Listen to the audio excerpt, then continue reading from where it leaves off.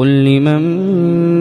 ما في السماوات والأرض قل لله كتب على نفسه الرحمة ليجمعنكم إلى يوم القيامة لا ريب فيه الذين خسروا أنفسهم فهم لا يؤمنون وله ما سكن في الليل والنهار وهو السميع العليم قل أغير الله أتخذ وليا فاطر السماوات والأرض وهو يطعم ولا يطعم قل إني